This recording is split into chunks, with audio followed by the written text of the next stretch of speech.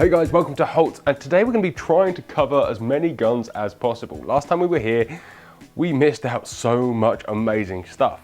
So, welcome to the first of two vlogs. This is 100 modern guns at Holts, which ironically I'm going to kick off with something that should be in the antique vlog, but is in this room because we're about to video it. This is awesome. This is a John Harmon, and we did some John Harmon baby Queen Anne pistols before, but this is an over and under flintlock coaching gun. So, not only does it handle lovely and will be amazing for driven game, it's a bit of a feat of engineering, given this was made in the late 1700s. Well, firstly, condition-wise, it's been above a fireplace for a long time, so it retains some of the paint flicks and a sort of dried out feel. But wait for this. So you bring the camera back to half cock, and it is a true flintlock. Ready? I mean, probably more reliable than inertia changeover, but maybe not as fast. Imagine how awesome that would be. Boom, click, press in, turn over, and you're ready to go. Awesome bit of history right there. It is not only exceptionally well made, it's a touch of a shame about some of the aging, but that just happens given the fact that it is 230 years old. A beautiful bit of kit all the same. Anyway, moving on to something more modern. We're going to go on to this. This is actually a bit of a slightly more recent history. This is Bob Braithwaite's Brownie. Bob Braithwaite won the Olympics in Mexico, and as you can see, he's had it customized thereafter with 5 Olympic rings. Apart from that, it's just a fairly common or garden Browning B25, but the fact that this has so much credence makes it particularly special. What I really like is the fact that this, I mean, he won the Olympics with it some 60 years ago nearly,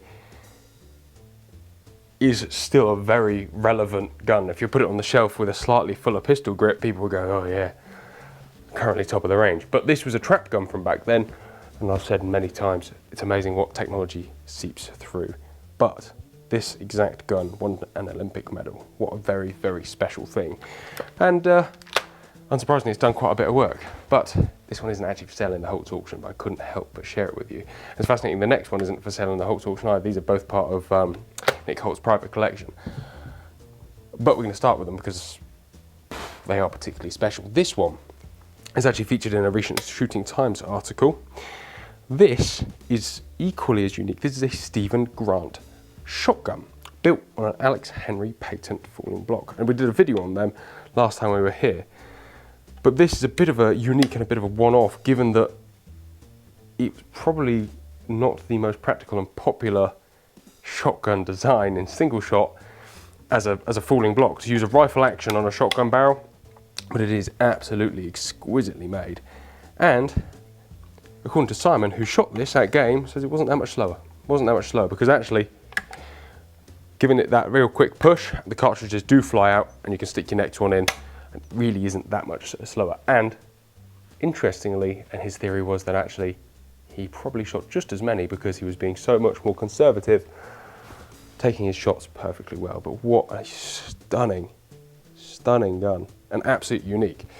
It's always one of those strange ones. We're going to have a look at another single shot in a minute that's a similar thing. Is you would have to been absolutely in love with the concept to invest in that kind of gun, given at the time there was more proficient killing machines or clay breaking machines or whatever you were shooting at the time out there. You had to go, it's like the purist thing, and I see sort of a movement of that today, or moving back to that today. Here you go, is a quick one, a Browning B25 with slightly less exotic engraving, but I've always been a fan of the cases on these, and they're not particularly special, but you know, we always used to call them bear skin cases, as a joke, because it was brown fur. Anyway, let's move around the table a little bit. Quickly on the floor. And this will probably divide opinions somewhat, because obviously the subject of trophy hunting, let alone the whole subject of hunting tigers, is a non-starter now. It's obviously illegal. But there's always discussion, a bit like lions, that actually putting a value on their head and saying, all right, you could shoot, there's a quote for one tiger a year, but it's £5 billion. It's likely there's someone out there that would pay it. But this is from an era when there was a lot of tigers, and it is a stunning thing. And a lot of people see it as quite a sad thing. but it is majestic, no doubt. And I'm not sure entirely how it makes me feel, but it is amazing in every regard. I think this is a Roland Ward one actually, so it's particularly special. Anyway, moving on. And actually we could start here quickly with this Boss. It's been re-hardened, which gives it that really, really dark look, but this is also available in their brand newer guns. Whether you like that super dark colour hardening or not is very much up to you. But it's a Boss, so I can't help but like it. I'm like probably extremely biased in that on that note. It's beautiful as well, isn't it? Absolutely beautiful. Moving on to something a little bit less conventional and perhaps less beautiful as well, is this, an Alex Martin with a true right-handed crossover stock. A really interesting bit of kit actually, not in the gun. The gun's fairly common or guarded, apart from the fact that the metalwork has been bent in with the stock. So this has been made as a crossover. Getting that to work and regulate and still be nice, well, it's just that is a feat of gun making art. Look how that metalwork bends, but look how then the triggers are still set perfectly forward. This is a completely hand-built gun. And bearing in mind, I mean, I'm not sure if anyone would build you one today. They might, if you had the right sort of money. Providing that you have no right eye or are extremely left eye dominant, it could be an interesting gun for you. Always fancied shooting one, but never had the opportunity. You never know.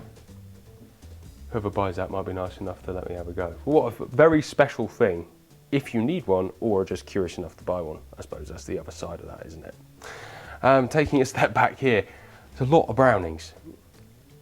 I wouldn't say particularly special ones, pair of B2Gs. They're not horrible by any standard, they're quite pleasant, but just B2Gs, aren't they? That's terrible, isn't it? It's one of those things that when we first sort of stepped foot in Holts, that actually they said, you'll get over the amazing stuff pretty quick and only be focused on the superb and unique stuff. It's extremely true. That said, it doesn't actually have to be particularly exotic to be special. Here, there's two of them. They're not a pair by any standards, but B25 Lightning 20 bores. They didn't make very many of these, or at least they weren't particularly expensive, I suppose. That's the thing. These are slightly rarer than a B25 B2G nowadays, especially in good order. Where they were a slightly less expensive gun, well, they have got trashed, so it's finding one in a nice condition is kind of hard. And there's two of them here, both in very different spec. One thing I've always liked about the little 20 bore Winchester, 20 bore Brownings is that the radius of the forend is particularly special. And it's not a bad bit of wood. One is certainly nicer than the other, but I've always been a sucker for a little lightning. Always been a sucker for a little lightning. Moving across, this is probably less special as well, but if you would like to buy a Krieghoff and don't want to spend a huge amount of money, here it's a 32. It's pretty unexciting in every way, but it is the same Krieghoff action as you can buy today for over £10,000. And it's really actually all right. You know, it's had a fairly hard life, but I think trying to find a trap gun that hasn't, well, good luck doing that. But they are nevertheless a special gun.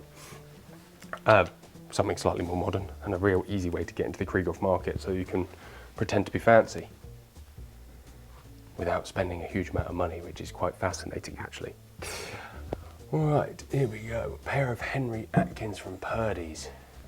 There's a lot of pairs here. Some certainly nicer than others, but that's a beautiful thing, Henry Atkins. Not as beautiful as a lot of things we're going to look at, but nevertheless, what a stunning, stunning gun. Have a little look at its brother there.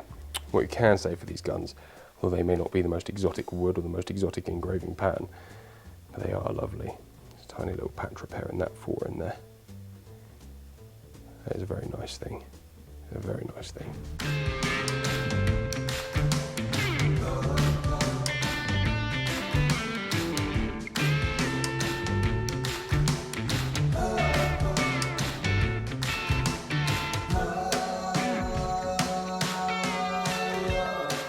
Next up is this, a Hooton and Jones of Liverpool.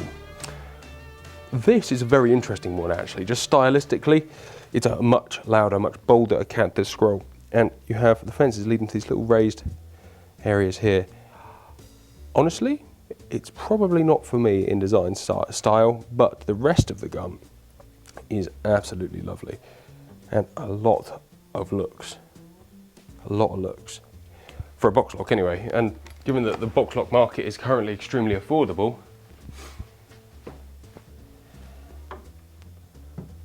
why not? Actually, it doesn't belong there, sorry. So for anyone wondering if this is places in any disarray, that's pretty much all us. We've been filming yesterday and, well, rummaging through fairly constantly. I think we've wound the boys up a little bit, but there is some amazing stuff.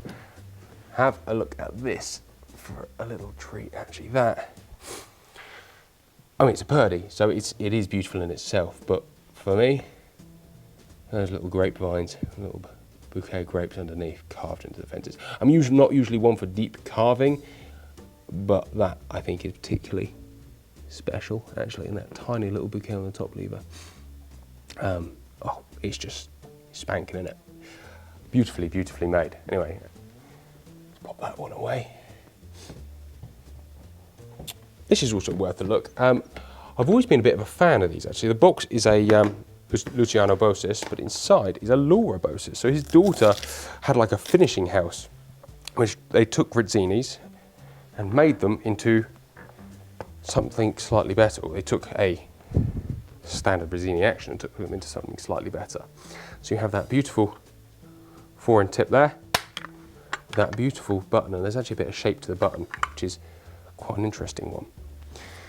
They've refinished the actions. Their wood to metal fit is just unbelievable, and everything about them is just very nicely finished. I've seen varying qualities, certainly seen varying qualities, but this one in particular, I wouldn't say it's a high grade for engraving or anything like that, but look at the finish of the case hardening there. The hand engraving is just simple, and I must admit this is absolutely lovely. And it is actually stamped Luciano Bosis, but on the bottom is stamped up with Laura Bosis there. A pretty base grade one from this house, but what an absolutely beautiful thing. If you want a hand finished gun that doesn't take overly complex parts, I've always been a fan of these, and what a piece of wood. Look at that. I like that a lot. Really understated little 28 ball. What's more important actually than that, probably should have shown you this as well, is the fact that it is sort of semi-ribless. So you've got, from the back of the breech, a drop down low rib that raises at the front. The theory being that you don't then need the whole rib, you just mount up and you have this kind of little post sight at the front. And providing that you can count this gun fits you, there's no need to line up the no rib. And to be fair, that little bit of engraving there and the finish quality of these barrels is beautiful. And then look at how low profile those barrels have become and how beautiful and sleek this little machine is. I've got a real soft spot for this, 100%. That is just beautiful in every way. I like that. Anyway, it's enough waxing on that one. We'd have to be here all day otherwise, wouldn't we? Next up, and these are probably a little bit more common than anything else we've looked at, is these. This is a pair of 325 grade 6 20 bores. There's quite a few little grade 6 Japanese Brownings about. There's one there and there's one over there. And they are an absolutely stunning gun. But surprisingly, actually, a real bargain for anyone who wants to get into a good looking gun. But to find a pair in actually quite a nice, well, not the nicest case, is really nice. This one has a slight side to side headache, but it's a Brownie of a certain age. It's had probably a certain amount of use. You can't expect anything else, unfortunately. I love these sort of square motor cases. They are absolutely lovely. Just like the fact that you can fit two guns in quite so compactly, although they can be somewhat of a jigsaw. So we'll show you a really smart example of this in a minute. We haven't been through probably 90% of the cases here, but everything I pick up, as I'm sure you'll imagine, being a bit of a lover of such things, is just wonderful. What is cool next is the amount of darns they've got in this sale. So we never reviewed a darn on the channel before. We have done an independent video on these, but just as an idea of what different specs of darn are available, some are significantly less me than others. I don't particularly, not in love with that. I don't mind the look of these sort of more subtle ones. Both the sliding breech,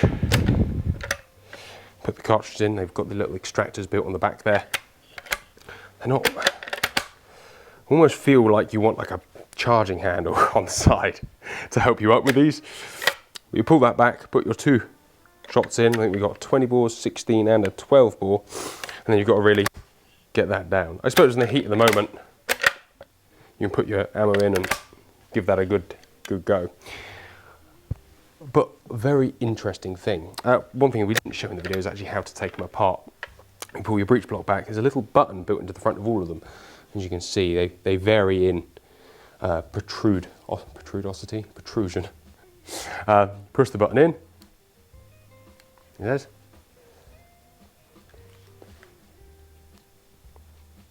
There we go, and it pops back like that. And you can actually take these things apart so they'll fit in a case a little bit more subtly perhaps than a whole fixed barrel gun. Absolutely beautifully engineered darns, whatever you say about them, the finish quality, I say they're beautifully finished, perhaps not beautifully engineered, although they are fantastically engineered. It could be described as over-complex next to something like Anson and Dealey. However, the world would be a significantly less interesting place without them, I think we can all agree. And that just goes in and pulls forward. There we go. Job done. A really fantastic thing. Darn is known for other things as well. And actually, this is a very interesting inlet there with certainly a different style. Instead of having an oval, having your monogram on a little diamond like that's very pleasant. The other thing about Darn is they do a rotary breech, and the Darn rotary breech is interesting in itself. You have a little sprung loaded bit at the back. In fact, they're all sprung loaded to a certain extent. Take this across, a little safety catch on the top there, lift that up, bring it across, and you have your issue extractor on the back, so you can manually kick them out quite speedily actually. Put your next 2 in, up and down. You've got to give Darn their due because they have stuck to an unusual paint for this long, and to be fair, they're all kind of attractive enough in their own way. Are you ready for a bit of a tour through Beretta quality? Actually, I was going to start at the top. We're not going to start at the bottom and work our way up, because then at the end won't be underwhelming, maybe. This is a Beretta Silver Pigeon S by the look of it. Yes, it is. An older one, sort of early 2000s. Actually, they were built beautifully back then. They're still built beautifully now, but I just prefer the engraving style from back then and action finish. But I guess it's just a subject of what you were used to, right? And we did the old versus new Berettas. A bit like I prefer older Brownings, but that's just because what I grew up with and what I fancy the look of the most, potentially, even though they're producing some ones that look and feel kind of the same. Anyway, that is grade 1. Actually, a surprisingly nice bit of wood for one of these. Next, and we will skip a few grades because we don't have quite everything here, but what a privilege. A 687. An older 687 as well. I mean, you've got a beautiful setter on the side. I always thought that was nice. Actual silver pigeon on the top lever, and a slight upgrade in wood quality with an oval.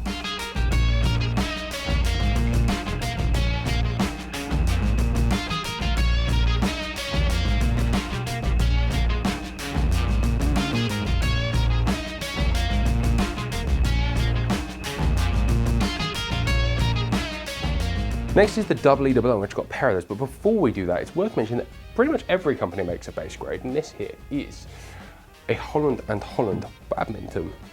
The Badminton is their entry-level model, was their entry-level model. It's an ejector, it's plain. You still have, it's a slightly different lock system to what they use on their better guns, but it is no doubt still a Holland & Holland, so you still have the finish quality inside, which is quite pleasant. 2 interesting things about this. Firstly is this, that cranked top lever there. Whether that's been done as an extra at the factory or afterwards, I do not know. But it actually is significantly more comfortable. And to be fair, if you look at a lot of modern guns now, they're actually putting that in as an option. What this does is have that swept comb, or center vision stock, if you like.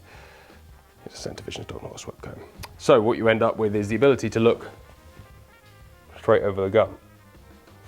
For those of us who see centre vision, not that I include myself in that number, or don't look at rib in any regard, actually this can provide a really nice hand-eye coordination shooting gun, which is interesting.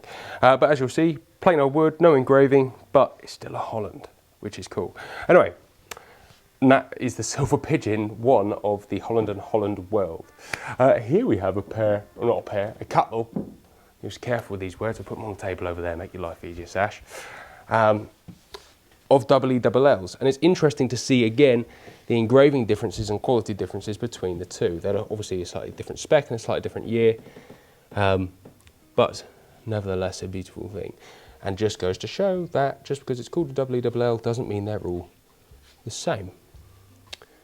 And they are both beautiful in their own right, I think we'll all agree. So this is the top end of the 680 series. So look at the base, the middle and the top. Nowadays, it's a lot more complicated than this, but this was the options back then. I mean, there was a 5 later on as well, but we'll not get too deep into that. Next, and after this is where it gets possibly interesting, without meaning to insult anyone who owns one of these guns, because they are still lovely, but we are in a room full of the best guns in the world. And I wouldn't say that these, I was about to say they don't measure up. Of course they measure up. What I'm saying is not they don't measure up, but that next to about what I'm about to show you next, or next, because next is still not quite as exciting as I want. Oh, I'm gonna shut up, hold on. What I'm saying is that's not actually the top of the machine-made or the 680 series. This is the top of the 680 series. This is a Beretta Jubilee. What you get with a Jubilee, long hand-fitted tang, a properly hand-fitted stock. Not that even the EELLs actually require, if you want a new stock, to go back to the factory for hand fitting. So they are a hand-fitted stock on a EELL, as to the 680 to be honest. But the hand-fitted tang, the hand-finished engraving, beautiful little extra touches there. The inlet, gold Pietro Beretta, and you have Beretta Gallery engraved on that lever there. What you have here is you have this little raised part on the front of that side plate there, and you have a little triple fold around the side. It is elegant and stylish in yards above a EELL, but it was obviously, like all these things, a personal preference as to whether you want to buy, well, certainly new, they're a large amount more. Second hand, they're not too bad more. I think they're lovely, is whether you think those little extra touches are worth it. This one, however, has a tiny little crack in the stock there, so it probably could be picked up for a bargain. And it's not, as I say, it's not a structural crack. It's not a structural crack. You'll probably get away with it, but it is beautiful. I mean, I love anybody who leaves these sort of brightened bits. Anyway, lovely. That is a Beretta Jubilee, and that is the top of the 680 series. And now is where it gets interesting. Over here, I'm going to save that. I'm going to look at this first. We've looked at one of these, and there's a full review on the channel. It's an SO4. It's lovely. So this is the base grade of the handmade guns. You can pick these up for about $3.5 to $4.5 grand. I think this one's actually valued a little less, but obviously by the time you've got your bits on there, it probably add up. But it's not that bad. You can go and pick up a handmade Beretta for not a lot of money.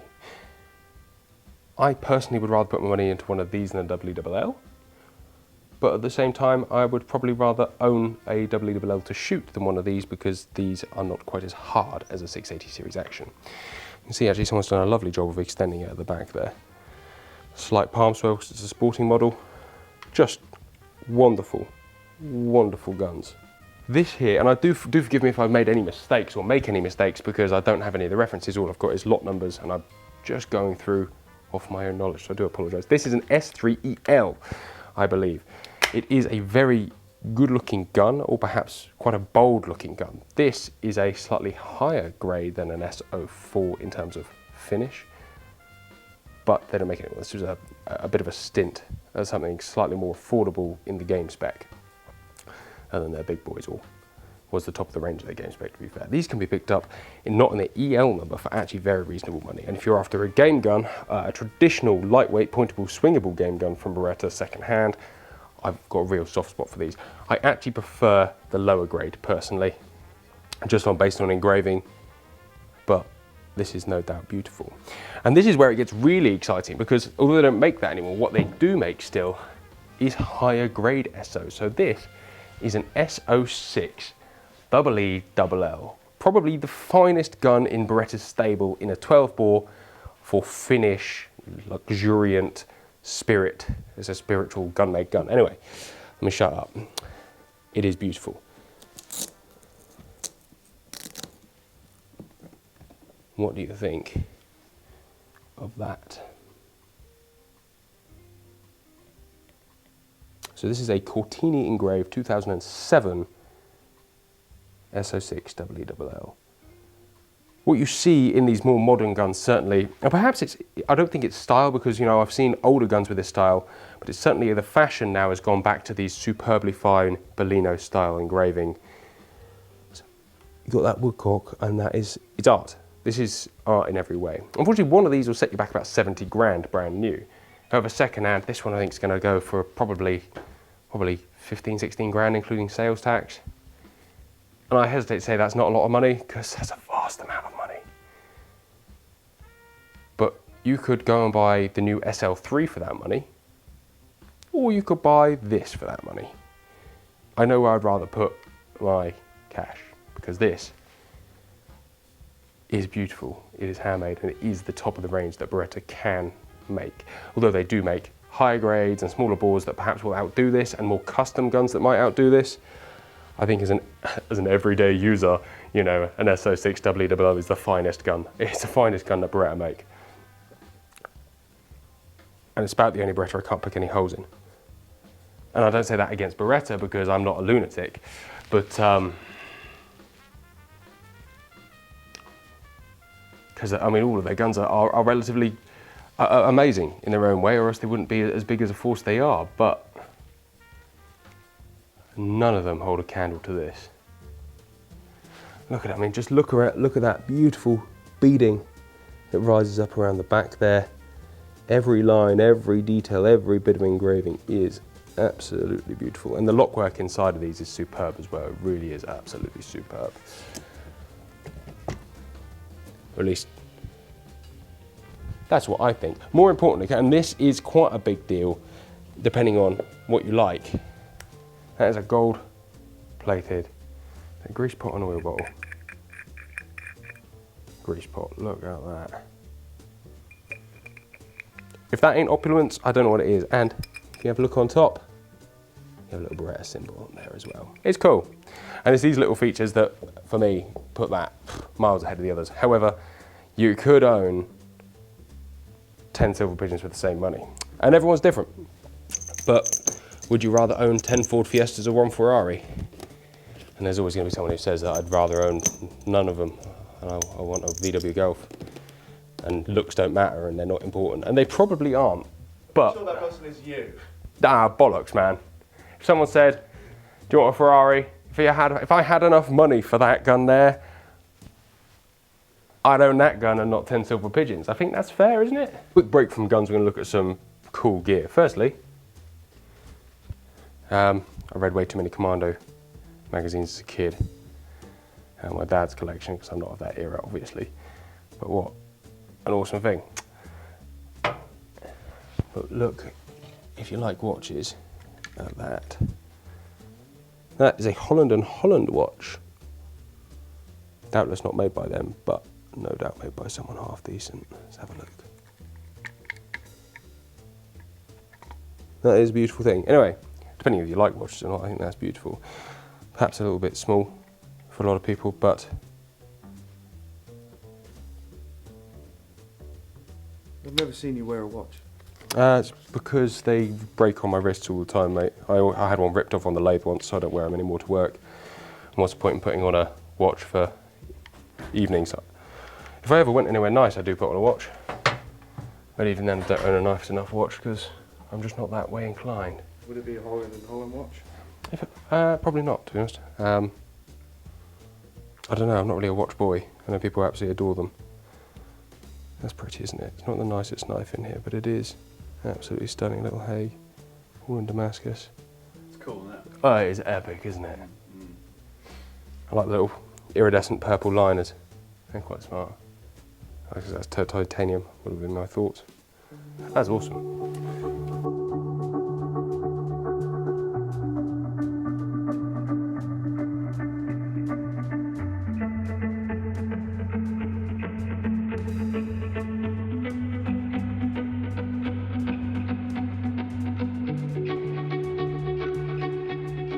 So next up is this, and this is a little bit different, and many of you may not have actually seen one before in the flesh. This is a P&V. Let's pop it together and show it to you.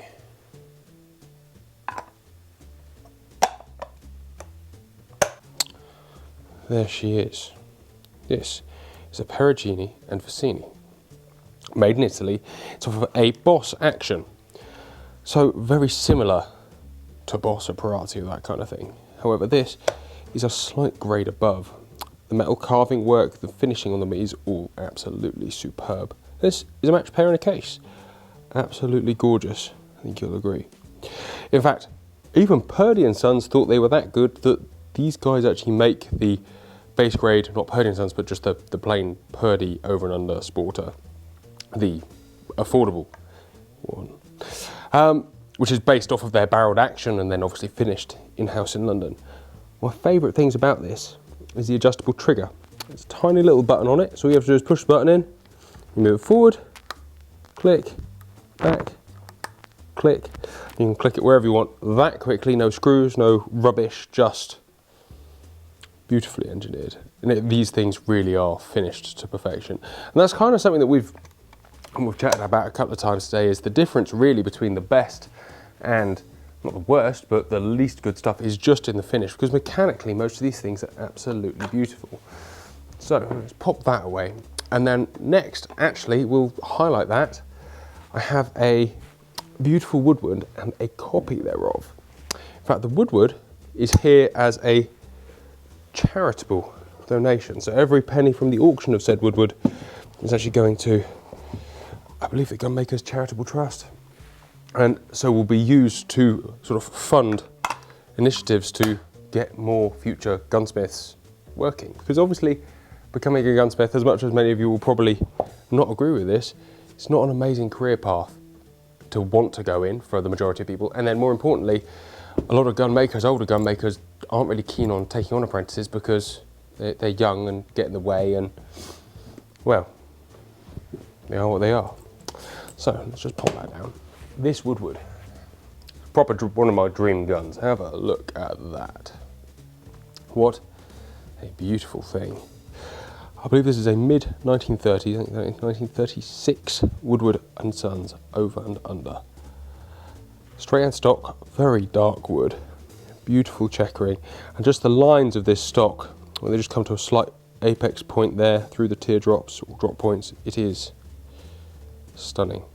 Classic safety catch there, and the whole thing is just beautiful. And just to sort of encase that, look how this metalwork drops perfectly into place seamlessly. And you know, the design is classic and beautiful, and I'm a huge fan. But so I think this one, that one's going in the auction. It has got very thin barrels, but they were made thin. So this is a sort of a super lightweight over and under, if you will. Have a look at this as well, if you like. You have these beautiful bars of metal across the barrels there, struck onto them, that when you put the fore end into, these little flats on the top just, again, blend absolutely seamlessly. So the interesting thing here is not only this, and I think this is sub 30 grand by quite a way, which is a lot of money, but it makes a dream gun not ridiculously expensive. Woodward obviously no longer exists. They were bought out by James Purdy because, well, one presumes Purdy wanted this patent, but amongst other things, I think they just wanted to swallow up some competition, from what I've been told. This is the interesting thing here. This, if we go and put it next to that Woodward, is a Sarasquita. In fact, there's a pair of Sarasquitas, and was one of the things I was most interested in coming and seeing. And that's for a number of reasons. Firstly, it's a pair of guns with twin barrel sets, a slightly longer, heavier, more choked barrel set, and a lighter, less choked barrel set, a bit shorter. And more importantly, they're a bit of a woodward copy. They're beautifully finished-ish, or they look like a lot of gun for the money. However, when you hold them up close, suddenly, and this is the real difference between these, and this is a Woodward action gun, when you hold it up close, you certainly start to sort of pick out the issues. So, for example, the wood's metal fit, less than exotic. These bars here aren't struck onto the barrel, they're screwed on. You can see that fit just isn't that nice. The way the forend comes on and off, less nice. The way the gun goes around the joint and the actual finish of the metalwork, slightly less nice. However, this slightly less nice, you could own this pair of guns for like, I think they're valued about £3 grand, which is quite reasonable. Not to say that this is not a nice gun, and this is the thing, is actually, this is a very well built gun. You have beautiful gold inlay. You have actually a really nice, if not particularly typically English, pattern of engraving. That top lever is pretty exotic. You have a slight copy of a T-bar safety. It is, no doubt, extremely interesting. It is extremely interesting. But we'll come over and have a look at those proper in a minute, I suppose. They are what they are. Spare barrels, the works. It's horses for courses at the end of the day. But before I go over to that side, and we're going to kind of finish up over here, which is really difficult. We've got a couple of other little bits to show you. I think I've lost the gun I was looking for. I don't mean lost physically, I think it's just in the big gun maze. But we'll take a break from that, have a look at this instead. We've got a couple of various Merkel action guns here. It's just interesting to sort of see the style. Actually, there's quite a few of them. And this one here, actually, bollocks to that. Let's look at something pretty. Look at that. A Boss hammer gun. Absolutely beautiful in every way. They really do stand out from the crowd. It never ceases to amaze that the checkering back then was significantly coarser cut, but what a spanking bit of kit. Anyway, sorry, back to where I was. Oh yeah, and this Alex Martin as well, look at that. So although it says Alex Martin, this is actually an Italian gun.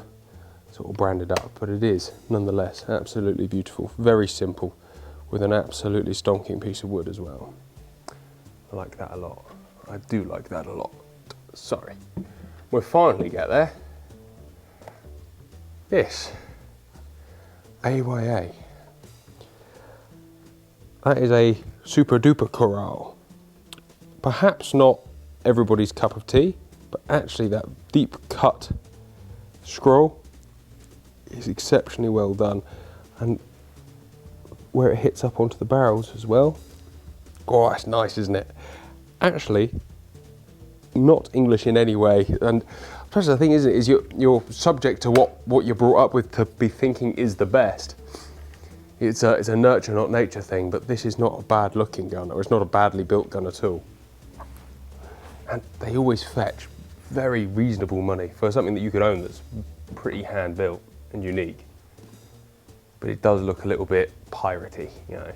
It's got that kind of arg feel. Not like a pirate copy, I mean like an actual pirate. Actually, hold on, look at that. Another little AYA pigeon gun. But we've got a proper AYA pigeon gun over there. Go have a look at that. Come on.